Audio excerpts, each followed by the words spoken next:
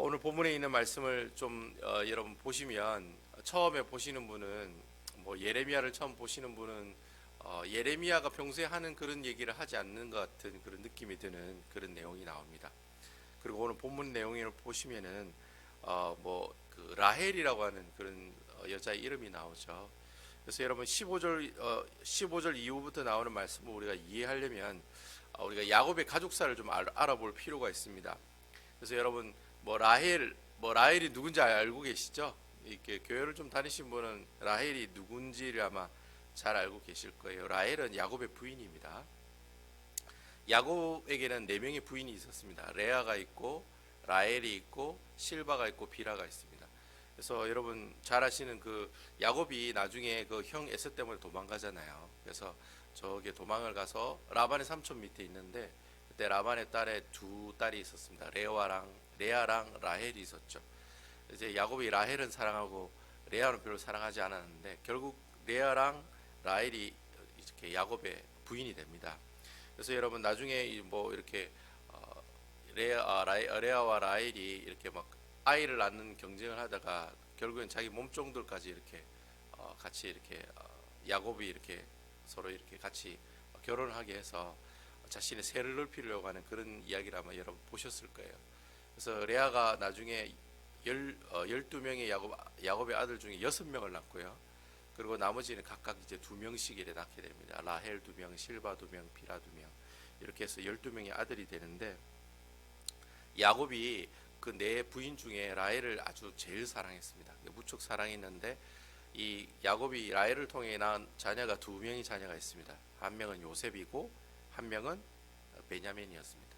그래서 그래가지고 나중에 이제 이 12아들이 이제 이렇게 완성이 되는데요. 나중에 이 라헬이 창세기 35장에 보면은 이 베냐민을 낳다가 죽습니다. 난산으로 이렇게 죽게 되죠. 그래서 이 그 나중에 요셉이 애굽의 총리로 있을 때 다른 형제들 왔을 때는 별로 눈물을 안 흘렸는데 베냐민이 왔을 때는 대성통곡을 하게 됐죠. 이유가 같은 어머니에게서 낳기 때문에 그렇습니다. 그래서 우리가 이스라엘의 가족사를 쭉 살펴보면 장자가 참 중요합니다. 우리 한국 사람들도 큰아들 하잖아요. 마찬가지로 이 이스라엘 백성들도 큰아들이 아주 중요합니다. 그래서 이 큰아들한테는 이 장자권을 물려줄 때 큰아들한테는 다른 자녀들보다 훨씬 더 많은 재산을 남겨줬습니다. 왜냐하면 장자기 때문에 그랬었어요.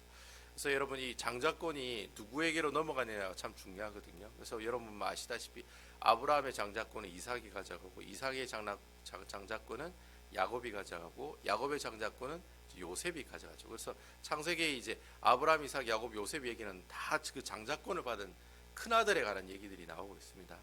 그래서 이 요셉이 이제 나중에 이제 죽을 때쯤 됐을 때 이제 사실 뭐 죽을 때쯤 됐을 때가 아닌데 요셉이 그 아들들에게 장자권을 넘겨줄 때는 이 야곱의 아들들이 보통 보면은 야곱이 사실 요셉에게로 이렇게 장자권이 넘어가잖아요. 근데 이 요셉에서부터 또 이제 장자권이 넘어가는데 요셉에게는 아들이 2명이 있었습니다. 하나는 므낫세고 하나는 에브라임이었어요. 근데 장자가 므낫세인데 이 장자권이 므낫세에게로 안 넘어가고 에브라임에게로 넘어갑니다. 그래서 야곱이 눈이 어두워서 이 요셉이 살아 있었을 때인데 손주에게 장자권을 넘겨줍니다. 근데 넘겨줄 때 그때 이렇게 보통 안수기도를 하는데 오른손에 안수를 받는 사람이 장자거든요. 근데 므낫세와 에브라임이 안수기도를 받을 때는 이렇게 X자로 가로질러서 이렇게 안수를 줘요. 그러니까 오히려 차자인 둘째 아들인 에브라임에게 안수가 갑니다. 그래서 옆에 있는 요셉이 아이고 아버님 그 눈이 잘 안 보이셔가지고 큰 손주하고 작은 손주 구분을 못해서 자꾸 이렇게 거꾸로 안수하시네요. 이래 얘기를 했더니 야곱이 아니다. 이게 하나님 뜻이다. 하나님께서 그렇게 마음을 주신 거다. 이러면서 오히려 요셉의 아들의 므낫세가 장자권을 받아야 되는데 오히려 둘째 아들인 에브라임이 장자권을 받게 된다는 거죠. 그래서 나중에 요셉이 죽으면 여러분 야곱의 12아들 중에 요셉 지파라고는 없습니다. 그죠? 요셉 지파는 없어요. 근데 요셉이 낳은 2아들이 그 지파를 물려받습니다. 그러니까 이거 아주 큰 하나님 축복이죠. 원래 아들이 한 아들에게만 그 지파가 가게 돼 있는데 요셉은 하나님께서 너무 사랑하셔서 므낫세와 에브라임 두 지파에게, 두 아들에게 이렇게 지파를 나눠주게 됩니다. 그래서 레위 지파를 빼면 전체 합쳐지면 이제 12지파가 만들어지게 되는 것이죠. 그래서 이렇게 야곱의 족보를 제가 이렇게 왜 이렇게 줄줄이 쭉 설명하느냐면, 오늘 본문에 보니까 15절에 라헬이 그 자식 때문에 애곡한다라는 그런 표현이 있어요. 근데 이 애곡한다 할 때 그 아들이 누구냐, 바로 에브라임입니다. 에브라임 아시겠죠?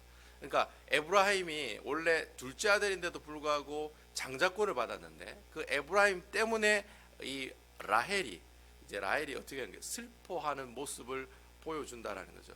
그래서 결국에는 이 그 라헬의 이제 손주가 이제 에브라임이 되는데, 그 에브라임 때문에 그 할머니가 애통해하고 슬퍼하는 그 모습을 우리에게 지금 보여주고 있다라고 하는 거죠. 그 에브라임 지파 하면 여러분 유명한 사람이 있습니다. 누구냐면 모세입니다. 모세. 여호수아입니다. 여호수아. 이 여호수아가 에브라임 지파 사람이거든요. 그러니까 이 모세가 죽고 난 다음에 12지파의 장자권은 누가 가지고 있었냐면 에브라임 지파 가지고 있었어요. 원래는 유다 지파가 가지고 있어야 되잖아요. 그죠? 왜냐하면 유다 지파의 가운데서 예수님이 나오기 때문에. 근데 그 당시 유다 지파는 힘이 별로 없었어요. 원래 실질적인 장자는 누구에게 있었습니까? 에브라임 지파에게 있었습니다. 그래서 에브라임 지파의 여호수아가 나온 거예요. 그것도 이제 하나님의 뜻이죠. 하나님께서 그렇게 해서 에브라임 지파를 이끌어 가신 겁니다. 그래서 에브라임 지파의 유명한 이제 여호수아가 이제 이스라엘의 지도자가 되고, 그리고 또 이 이스라엘 지도자인 이 에브라임 지파로 있다가 나중에 유다 지파로 장자권이 넘어가요. 그때 넘어가는 시점이 언제냐면 다윗이 왕이 되었을 때입니다. 여러분 잘 아시다시피 다윗은 어느 지파죠? 유다 지파죠. 그래서 결국은 이 에브라임 지파로 있다가 나중에 뭐 베냐민 지파가 이제 사울 왕이 되었다가 나중에 이제 유다 지파로 이래 장자권이 이렇게 홀이, 유다의 홀이 넘어간다고 그러잖아요. 지팡이가 장자권이 유다 지파로 이제 드디어는 넘어가게 되죠. 근데 그 에브라임 지파 중에 또 나오는 유명한 사람이 누구냐면 여로보암이라고 하는 사람이에요. 제가 이 여로보암이 왜 중요하게 나오느냐면은 솔로몬이 죽고 난 다음에 나라가 둘로 나눠지거든요. 북이스라엘의 여로보암이고 남유다의 이제 솔로몬의 아들 로보암이 이제 왕이 됩니다. 북이스라엘과 남유다. 그때 이 솔로몬에게 일종의 반역을 일으키는 거죠. 반역을 일으켜서 10지파를 데리고 나간 지파가 바로 에브라임 지파예요. 왜냐하면 그 당시 에브라임 지파가 장자권을 계속 가지고 있는 사람들이었기 때문에, 장자권을 누리고 있었던 위치에 있었던 사람들이기 때문에, 그러니까 그 어르신 집안이죠. 에브라임 지파는 우리나라 말로 말하면 지금으로 말하면 뭐라 합니까? 종갓집 같은 그런 곳이 바로 에브라임 지파였어요. 그러니까 에브라임 지파가 솔로몬에게 거역하면서 야 나가자 이러니까 10지파가 우르르 따라 나간 거예요. 그리고 남유다에는 이제 유다 지파랑 베냐민 두 지파만 있고 10지파가 우르르 따라간 겁니다. 그러니까 10지파가 에브라임 지파를 따라간 이유가 바로 그런 이유들 때문이에요. 그 종갓집이니까 종갓집이 야 솔로몬 다 그걸 필요 없다. 그냥 우리 솔로몬의 아들 르호암 따라갈 필요가 없다. 우리 다시 다 위로 올라가자 해가지고 올라가서 사마리아의 새로운 나라를 건설한 게 바로 북이스라엘이었다라는 거죠. 에브라임 지파의 첫 번째 그 왕이 바로 여로보암이라고 해요. 원래 솔로몬이 신하였는데 그 여로보암이 북이스라엘을 만들게 된 거죠. 근데 여러분 중요한 거는 이 여로보암이 북이스라엘을 만들면서 잘 하나님을 믿었느냐? 그렇지 않다는 거예요. 가자마자 우상 숭배하는 나라가 됐다는 거죠. 그래서 여러분 열왕기 상하를 여러분 읽어보시면 너희가 여로보암의 죄를 걸어가는구나, 여로보암의 길로 걸어가는구나라는 표현이 굉장히 많아요. 한 20번 이상 나옵니다. 그때 북이스라엘이 죄를 지을 때마다 북이스라엘이 죄를 지었구나 그래 얘기를 안 해요. 성경을 보면 여로보암이 죄를 지었구나 그런 식으로 얘기를 합니다. 그러니까 여로보암이 북이스라엘의 첫 번째 왕이었고, 그리고 10지파 중에 에브라임 지파의 옛날의 장자 지파였던 에브라임 지파의 여로보암이었기 때문에 항상 북이스라엘의 죄를 설명할 때는 여로보암의 길로 걸어가는 너희여 이런 표현을 항상 써요. 그러니까 결국 여로보암의 길을 걸어간다는 말이 무슨 말입니까? 우상 숭배의 길을 걸어가는 사람들이다. 즉 하나님 앞에 회개하지 않고 어떻게 해요? 항상 하나님의 말씀에 순종하지 못하는 사람들. 그래서 여러분 북이스라엘에 19명의 왕이 나오는데 한 명도 하나님께 순종하는 왕이 안 나옵니다. 여로보암 때부터 호세아 때까지 북이스라엘 19번째 왕이 호세아거든요. 여로보암부터 호세아가 있으면서 죽을 때까지 BC 722년에 아수르에게 망할 때까지 하나님 앞에 한 명도 순종한 왕이 안 나와요. 남유다는 한 8명 정도 나오는데 북이스라엘은 한 명도 나오지 않습니다. 그 이유가 누구 때문에 시작됐어요? 여로보암, 에브라임 지파인 여로보암부터 시작되었다는 거죠. 그러니까 첫 번째 내가 잘해야 돼. 내가 잘해야 자녀들이 어떻게 해요?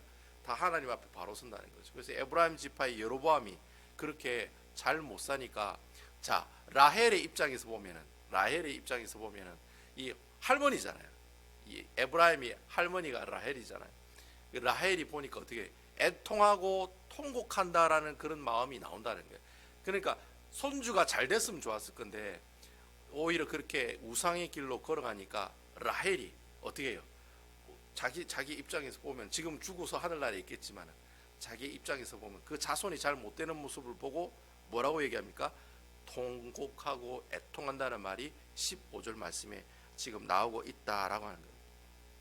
제가 여러분들에게 에브라임 지파를 설명하려고 야곱에서부터 가족사를 얘기해서 쭉 여러분들에게 설명을 해드린 겁니다. 그래서 본문에 에브라임 지파란 말이 계속 나오고 있어요. 여러분들 15절, 10절부터 20절까지 읽어보시면 라헬부터 시작해서 에브라임 지파라는 얘기가 계속해서 처음부터 나오고 있다라고 하는 거예요. 자, 이렇게 에브라임 지파가 하나님 앞에 계속해서 불순종하는 삶을 살아가는데 그래 살아가다 끝이 났는가? 그렇지 않다는 거예요. 여러분 19절 말씀에 보면은 뭐라고 되어 있냐면은 내가 돌이킨 후에 뉘쳤고 내가 교훈을 받은 후에 내 볼기를 쳤사오니 이는 어렸을 때의 치욕을 짐으로 부끄럽고 욕됨이니이다 하도다. 결국에는 이 에브라임 지파가 어떻게 합니까? 회개하고 주님 앞으로 돌아왔다는 거예요. 그러니까 그동안 우상 숭배 때문에 북이스라엘이 망했거든요. 북이스라엘과 남유다가 나눠져 있을 때 북이스라엘이 망한 이유가 뭐냐? 우상 숭배 때문에 망했거든요. 근데 그 우상 숭배 때문에 망한 그 북이스라엘 사람들, 그러니까 에브라임 지파를 따르는 10지파의 사람들, 그 사람들이 결국에는 주님께로 돌아온다는 그 얘기가 오늘 이 예레미야 선지자를 통해서 예언하고 있다는 거예요. 그 말씀이 오늘 본문에 나오고 있다는 거예요. 근데 제가 오늘 이 말씀을 보면 참 인상적인 것은 이 에브라임 지파가 회개하고 주님께로 돌아오는 장면이 있어요. 그 성경 본문이 20절에 있는 말씀입니다. 20절에 뭐라고 얘기하냐면 에브라임은 나의 사랑하는 아들 기뻐하는 자식이 아니냐. 내가 그를 책망하여 말할 때마다 깊이 생각하노라. 그러므로 그를 위하여 내 창자가 들끓으니 내가 반드시 그를 불쌍히 여기리라. 여호와의 말씀이니라. 제가 이 말씀에 참 은혜가 된 이유가 하나님의 입장을 우리가 부모의 입장을 통해 살펴보면 에브라임이라는 지파는 진짜 골 때리는 자식이거든요. 그러니까 에브라임이라는 지파, 하나님의 아들이 에브라임 지파라면 에브라임 지파의 하나님 입장에서 보면 이 에브라임 지파는 진짜 골 때리는 자식이라는 거예요. 왜냐하면 지금까지 뭐 우상을 밥 먹듯이 그렇게 섬기죠. 예배도 제대로 드리지도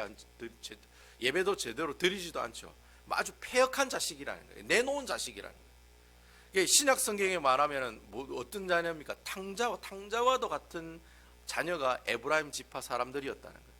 그런데 여러분 중요한 것은 그 탕자와 같은 에브라임 지파의 아버지가 누구냐는 거예요. 바로 아버지가 누구예요? 여호와 하나님이에요. 근데 그 아버지 되신 그 하나님이 그 폐역한 자녀, 폐역한 자녀인 에브라임 지파와 그 에브라임 지파를 따르는 10지파들, 베냐민과 유다 지파를 뺀 나머지 지파 사람들 하나님께서 어떻게 해요? 끝까지 자식으로 포기하지 않으셨다. 그리고 그 아들을 어떻게 하셔요? 품으셨다는 거예요. 이게 오늘 말씀의 핵심이에요. 에브라임 지파를 생각하면 괘씸하죠. 우리 장로님도 뭐 자리가 있습니다. 뭐 어쨌든 자녀들이 있지만은 자녀들이 보면 여러분 그렇잖아요. 내가 뭐 우리 어머니 아버지가 있는데 저도 아들이 둘이거든요. 저와 동생이 이렇게 남동생이라고 둘인데 그 어머니 입장에서 봤을 때, 아버지 입장에서 봤을 때 큰아들은 잘 되고 작은아들은 잘 못됐을 때 가슴이 아파요, 안 아파요? 아프죠. 그죠? 아프다는 거예요. 근데 오늘 성경에 보니까 자 보세요. 유다 지파는 잘 돼요. 근데 베냐민 지파도 하나님께 칭찬받아요. 근데 10지파가 하나도 칭찬 못 받아요. 그럼 아버지 된 하나님 그 모습 보면은 기분이 좋을까요, 나쁠까요? 오늘 성경에 보면 어떻게 해요? 오늘 성경에 보면 뭐라고 표현하고 있습니까? 자신의 창자가 들끓을 정도로 속 타는 아픔이 있지만 하지만 하나님은 그 자녀가 다시 돌아오기를 어떻게 해요? 학수고대하며 기다렸다는 거예요. 오늘 참 성경 표현이 참 재밌는 것 같아요. 그 집 나가는 그 아들이 다시 돌아오기를 기다리는 표현을 창자가 들끓는다라고 표현하고 있어요. 막 그 이 말을 얘기하면 속이 부글부글 끓는다는 거죠. 자식 때문에 막 속이 막 부글부글 끓는다는 거예요. 기분이 너무 안 좋다는 거예요. 너무 가슴이 애타고 가슴이 안타깝고 그런 부모의 심정으로 지금 성경 말씀을 얘기하고 있다는 거예요. 바로 하나님 아버지의 마음이 그렇다는 거예요. 이게 이제 부모의 마음이죠. 그 부모의 마음이 곧 누구의 마음이다? 하나님의 마음이다라고 얘기하고 있는 거예요. 하나님께서 이 예레미야를 통해 에브라임 지파를 예를 들어서 설명하고 있지만 실질적으로는 이 에브라임 지파 사람들이 누굽니까? 다 이스라엘 백성들 다죠. 북이스라엘 남유다에 있는 모든 이스라엘 백성들이 어때요? 다 이렇다라는 거예요. 부모의 심정을, 그 부모의 창자를 속을 부글부글 들끓게 만든 그 자녀들 때문에 그 아버지에 대한 그 마음이 항상 아프고 속이 타는 그런 마음을 가지고 있었지만, 하지만 하나님께서 어떻게 해요? 그 70년 동안 포로로 갔던 그 자녀들, 그 다 자녀들이잖아요. 하나님 입장에서 보면 다 자식들이잖아요. 70년 포로로 잡혀간 그 자녀들을 그냥 아이고 그래 니 꽃이다 꽃이야, 아이고 그래 니 죄짓기 때문에 니 그래 벌 받는 거다, 하나님께서 그냥 그래 보시고 가만히 계셨냐? 그게 아니라는 거예요. 70년 동안 포로로 잡혀 있는 그 자녀들을 끝까지 하나님께서 어떻게 하세요? 지켜보고 계셨다. Watching to you every day, every time. 계속해서 그 자녀들을 지켜보고 계신 분이 바로 누구이십니까? 여호와 하나님이라. 그것을 어떤 마음으로? 아버지의 마음으로 표현하고 있다. 지금 오늘 말씀을 통해서. 그래서 여러분, 하나님께서는 비록 이스라엘 백성들이 바벨론 포로로 잡혀갔지만 그 잡혀간 그 자녀들을 끝까지 어떻게 해요? 지켜봐 보고 계신다고. 그래서 여기서 우리가 기억나는 한 분이 있습니다. 여러분, 너무나도 우리를 사랑하시기 때문에 이 땅에 보내주신 분이 누구죠? 하나님이 이 땅에 바로 예수님을 보내주셨다. 마찬가지예요. 이 땅에 있는 죄짓고 참 사망 가운데 살아가는 이런 불쌍한 저희들의 영혼들을 위해서 사랑하는 아들 독생자 예수 그리스도를 이 땅에 사람의 몸을 입고 보내주셨다. 그게 누구의 마음이죠? 바로 아버지의 마음이라. 너무 가슴이 아프니까. 그 하나님도 똑같은 거예요. 지금 이 시대에 예레미야에게 준 그 하나님 마음도 똑같으신 거예요. 에브라임 지파가 그냥 절에 살다가 그냥 죽는 게 너무 가슴이 아프니까 오히려 이 예레미야를 통해 라헬이 하늘에서 통곡하고 있다, 애곡하고 있다, 다시 그들이 돌아오기를 원하는 그런 마음을 가지고 애곡하고 통곡하고 있는 것처럼 아버지가 자식이 다시 집을 나가서 그 창자가 들끓는 그 모습처럼 하나님께서는 이스라엘 백성들이 다시금 어떻게 해요? 하나님의 백성으로 돌아오기를 원하고 계신다라는, 그 마음이 누구의 마음이에요? 예수님의 마음이 똑같다라는. 예수님도 마찬가지로 참으로 예수님께서 이 땅에 오셔서 어떻게 해요? 우리가 죄 가운데 살아가는 우리의 모습들을 다시금 돌이켜서 하나님 나라의 백성으로 살아가게 하려고 이 땅에 누구를 보내주셨어요? 바로 예수 그리스도를 이 땅에 보내주셨다라는 거예요. 그러니까 예수님이 이 땅에 온 것 자체가 뭐예요? 기적이에요. 기적. 그게 기적이죠. 기적. 내가 나중에 돈 벌어가지고 100만 불짜리 200만 불짜리 집을 사고, 노후가 편안하고 연금이 막 몇천 불씩 나오고, 이게 기적이 아니라 뭐가 기적이에요? 내가 예수님을 믿고 예수쟁이가 됐다는 것 자체가 기적이라. 여러분 이 사실 믿으십니까? 예수 믿는 게 기적이에요. 죽으라 예수를 믿으라고 해도 예수 안 믿는 사람이 얼마나 많습니까?